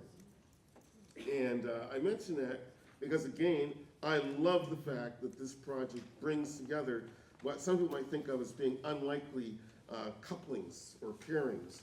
And so here's this Sino-Afro-Canadian jazz legend who's also gifted in all forms of Broadway composition, taking a poem based on Greek myth written by an Italian-Canadian Calabrese poet and turning it into this deeply affecting song. And by the way, if you look it up online, you can find Daedalus's Lament at D.D. Jackson's YouTube channel, and you will see that the song was recorded with the Czech National Symphony Orchestra.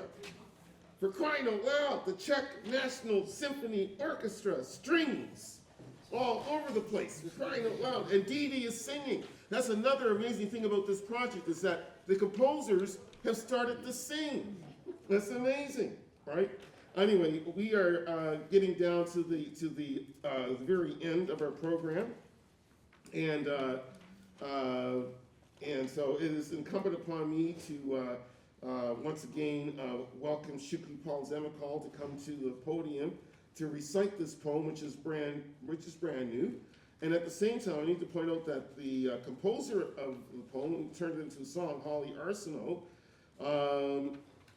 again, just did it very recently. And so this is the first time that we are going to hear this song live. And Paul tells me that I neglected to tell him, Choucri Paul tells me I neglected to tell him that the song was actually part of the program, but here it is. Yes, he's a liar, but he did it for a good reason, good cause. I wrote this poem only 2 or 3 months ago, and I think maybe it's partly because I turned 65, and partly because I was reading, which I do almost every year, an anthology of Chinese poetry, which I really like. And in Chinese poetry, there's a lot of poems of exile and separation, loss, and of trying to traverse long distances through words. And the other part of this poem is that I thought of our youth here at University of Waterloo. George and I met in the imprint offices in February 1982. He eventually became the editor of Imprint. But it was also a time, as you can see from the picture at the back, a time where we, did more than our assignments. And we had other kind of life assignments, which I would encourage you to do, though the tuition was only $1,000 a year back then. So you may have a different calculus. And so a lot of it also is about the fact that we were part of a group, the George name, called the CWCUW, which is the Creative Writing Collective of the University of Waterloo. It only lasted 2 or 3 years, but we put out some chapbooks. We had the English department at UW lend us the photocopier. That's how we did it back then. And then we also put out an actual printed anthology of our poems. So this is trying to remember all that, thinking of Chinese poems of separation, etc. And I think I just sent it to George in December. I wrote it the night before, and I just sent it to him the day after. And then he was like, oh, here it is. It's the song. Okay, it's called A Poem for Our Old Age, for George, and from Paul. Be silent. Silent as the bees are silent. Do you think they buzz all day long? Even they grasp the end of summer as they climb along their honeycombed walls. Isn't there enough sadness? Each daisy bends after the rain. Between wind and sun, there are evenings of clear majesty. And the moon is their lead minstrel, spotting clearings in the dark. Wolves howl like her understudies, louder and louder. It's been many years since I lay down in the dew. Many years since our brotherhood roused in the night and slept in the day. Let us share then a cup or two at sunset, wearing our most padded jackets, and remember each other in the violin notes of our spirits, those boys who trudged up mountains to play for the dawn. My friend, I will dream of you in your favorite places and in your favorite arms, even before you and I have left each other.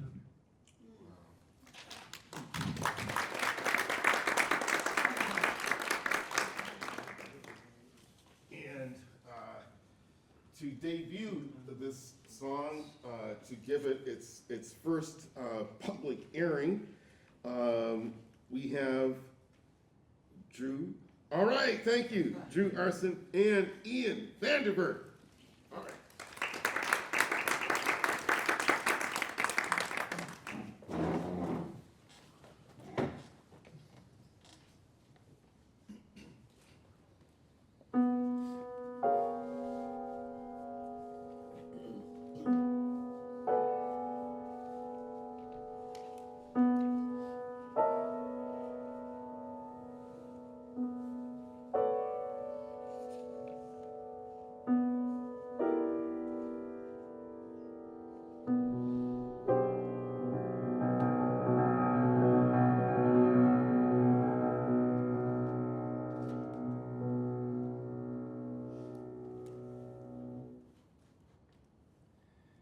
Be silent, even as the bees are silent. Do you think they buzz all day long? Even as they grasp the end of summer, as they climb along their honeycomb walls.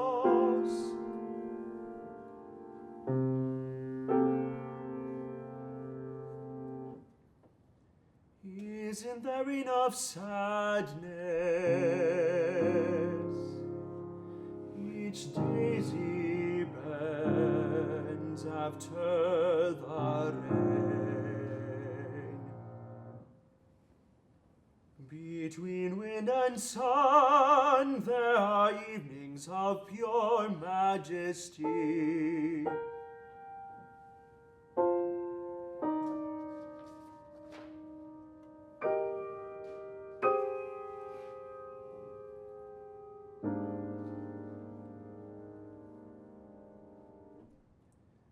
And the moon is their lead minstrel, spotting clearings in the dark. Wolves howl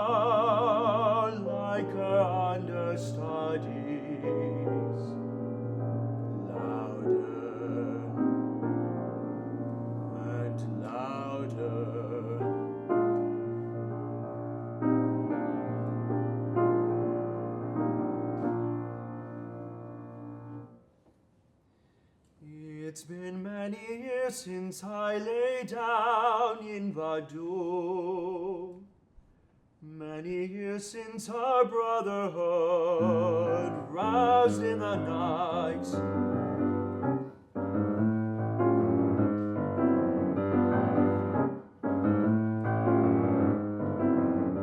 And slept in the day. Let us share then a cup or two at sunset, wearing our most padded jackets, and remember each other in the violin notes of our spirits, those boys who trudged up mountains to play for the dawn.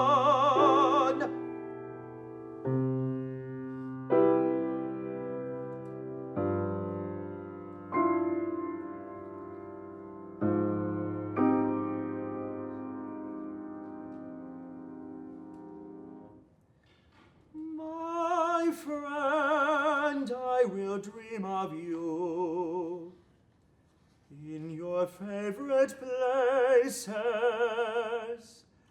and in your favored arms.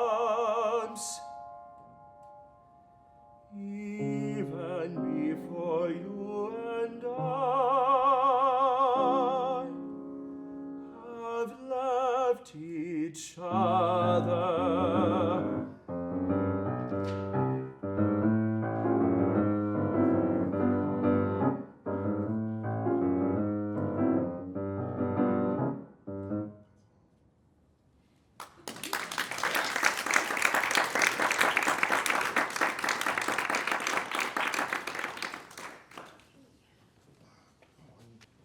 So that was Holly Arsenault who composed that last song. Once again, I want to mention that.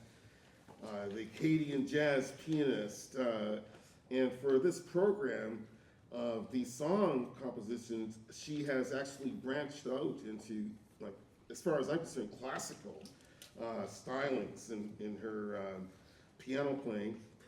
Before I recite the last poem, which is one of mine, I need to tell you a little bit about how it came about.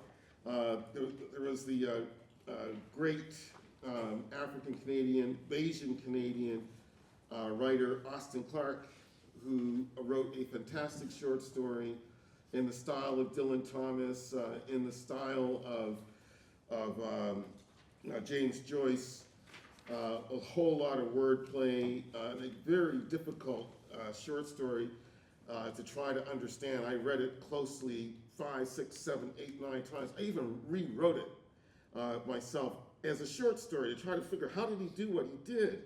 But Austin Chesterfield Clarke lived from 1934 to 2016 when he passed away. And the short story is called When He Was Free and Young and He Used to Wear Silks. And it was first published in 1971. And I decided I would write a version of it calling it The Subtext. The other thing I want to say about this poem, which I'm not going to read right away, because I'm going to read another poem first, but Juliet Palmer, this is another great thing about this project, is that everybody who's been involved has been branching out and trying different things. So Juliet Palmer has been known primarily as a kind of experimental composer. And for this piece, it's her first piece that she composed as jazz. And I think it works very, very well. Not only that, but she sings it. So she's another one of our composers who's begun to sing, for crying out loud. But I love that. I love the fact that everybody's sort of like really getting involved and branching out. So the poem I want to read is La Vérité à Ottawa, Truth in Ottawa. And it's in this book, Black. And by the way, I've got 2 copies available, only 2 copies available for only $20 each. And they are available to you if you have $20 each. Cash, please. Although Giovanna can accept an e-transfer. Truth in Ottawa. April came thundering and lightning in with snow, and icy rain drapes, cascades of cold, wet, and sodden chrysanthemums out of nowhere, and the shock of purple and white crocus daubing the southeast slope of Parliament Hill by the canal, and then the surge of sun, lemony, cantankerous, warm, but still also sprays and squalls of recalcitrant snow, so that the canal swelled and seethed with gobs of ice and brimmed, heavy with the seashell shade weight, pouring through the Rideau locks and into the Ottawa River like tons of white and gray blue salmon reversing themselves. Leaving Afro, Arab, Asian, Italian, Lower Town, the colored arrondissement of Ottawa, then crossing the Eddy Street Bridge, you'd see on your left the frothing falls of the E.B. Eddy factory, the clean white energy of the water charging into channels to electrify turbines and generators, with the Peace Tower behind you in the rear view mirror, thrusting marvelously erect despite all the eunuchs droning in its bowels.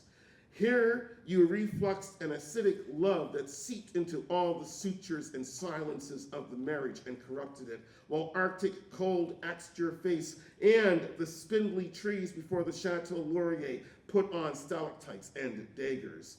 Next came the bitterness of tabloids, Mulroney's Tories trashing the treasury, the upper class defecating their taxes on the lower orders, the rest of us. There was the skirl of leaves in autumn and the skitter of horrors' heels in the always summery byward market, and also the molten memory of failure. A love that was druid and lurid and gothic, so befitting Ottawa, city of fits and paralysis, where nothing could save me from lonesome strutting along Parliament Hill and gutting an original virginal marriage with aboriginal lust for an Afro-Sino-Jamaican fluent in French and English, equally official under the Constitution, while ice-galled winds scalded facetious my face. Austin C. Clarkson was free and young and used to wear silks, 1971 subtext. Navigating the archipelago of rainbow lips and neon lustrous nylons, plus islands of pepper in the Caesar, the reefs of lime in the Cuba Libre, and dodging the chiseled Aztec bas-relief of cruelty Ebon Sheba's profile, their chatter always as indecipherable as papal Latin, swished suave eye into the Pilot Tavern, me garbed as for Tiger's Coconut Grove at Kensington Market, but now stepping off Bloor into Yorkville, 5th Avenue, gone, Greenwich Village. 5th Avenue, gone, Greenwich Village, under an August moon as lemony as that unmoored by the untaught Rousseau, but projecting wishes as dreamy as the philosophy of the other Rousseau, came this black ink scribe to escape the chop-chop guillotines of cops' mouths, the manacles of critics' eyeglasses, the dismembering megaphones of Dixieland kitsch jazz, the ingrained dirt and wonder white bread ad jingle cran T.O. airs, and the unspoiled fists of Black Panther imports kept tight leashed by Brampton Billy's thugs. And so boogied down I to chant Rastafarian, ah, Frumosa, Frumosa. Ah, beautiful, beautiful. Because the Pilot Tavern is Toronto's Parthenon, at least for tonight. And with the silk patina of my Bombay Sapphire Gin Martini with 3 olives, hid from inhibition the subversive geometry of sable-breasted ladies' angular, flexible legs, one black woman stretched out leg lecherous against mine, under a table size to fit only 2 glasses, so that the poetry of my Negroni cocktail outshouted and outvoted all that short pants, childish Anglican theology, all that incense that ferries the aroma of young corpses or of kitties, cored and or buggered in the warrens of his and her majesty's churches. And should I say that Austin Clarke was kind of like anti-imperialism? Oh my God, thank you. I gotta get my paper here to figure out or to remind myself who is singing this. I hope it's correct again. Okay, so Oh, Drew? Yeah. Yeah! All right, Drew Arson and Ian Vanderberg. All right!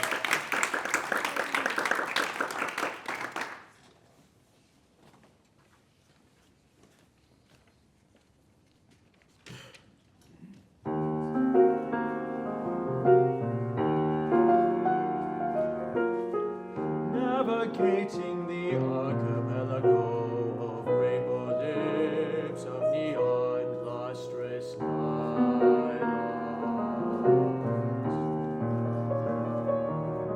plus islands of pepper in the season, the reefs of lime in the Cuba Libre, and dodging the chiseled Aztec bas relief of Kutiebon Shibas profile. Their chatter always as indecipherable as Papal Latin. Swish suave into the pilot's tavern, me cargas for tigers, coconut grove. At Kensington Market, but now stepping off Bloor into Yorkville, Fifth Avenue, gone Greenwich Village. Under an August moon, as lemony as that unmoored by the untouched Rousseau, but projecting wishes as dreamy as the philosophy of the other Rousseau. Came this black-ink scribe to escape the chip-chop guillotines of cops' mouths, the manacles of critics' eyeglasses, the dismembering megaphones of Dixieland, kitsch jazz, the ingrained dirt in wonder white bread. Add jingle cramped T.O. ears, and the unspoiled fits of Black Panther imports kept tight leash by Brampton Billy's thugs. And so boogied down I to Chantrasta Ferryhead.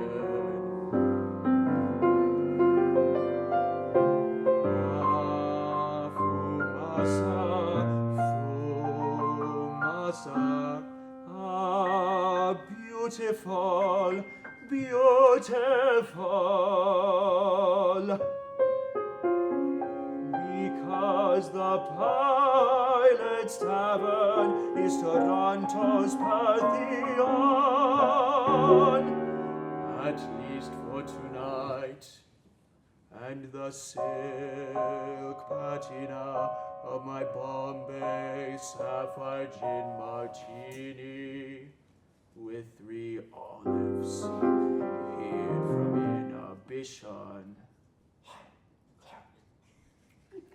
The subversive geometry of sable breasts, of ladies' angular flexible legs, one black woman stretched out leg, lecherous against mine, under a table sized to fit only 2 glasses, so that the poetry of my Negroni cocktail outshouted and outvoted all that short pants, childish Anglican theology, all that incense that ferries the aroma of young corpses, or of kiddies court, and or buggered in the wardens of his and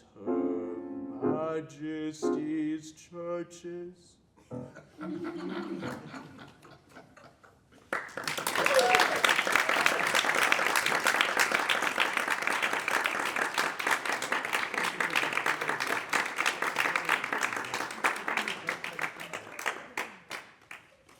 Well, we have come to the close of Five Poets Breaking into Song, number 21. I want to thank you all for being so wonderful and generous in attending to the wondrous performances of our singers and pianists,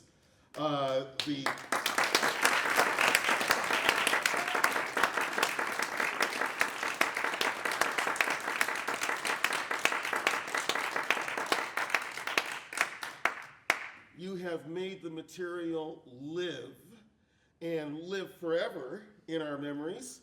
And you have made this night transcendent and transfiguring with your renderings of these great songs from our wonderful, ingenious composers. So we are completely in your debt. I also want to thank our poets for the scribblings of things that gave rise to the songs. And I also want to say before I shut up here that I have come to understand in working on this project that poems are best understood when they become songs, because the composers have to understand what the poet is saying. And so the composers actually help us understand what we have written better than we ever may have understood it before, because they really have to get what we're trying to say. So I think a poem without music is essentially adrift, all lost by itself, denuded, and reduced to the level of a skeleton without having the flesh of music to incarnate it and bring it down to earth from the heavens and help us all enjoy it more fully and fluently. Before I actually relinquish the podium, I want to thank again St. Jerome's University. I want to thank the University of Waterloo. I want to thank Conrad Grebel. I want to thank Poet Laureate University for sending us some of our performers.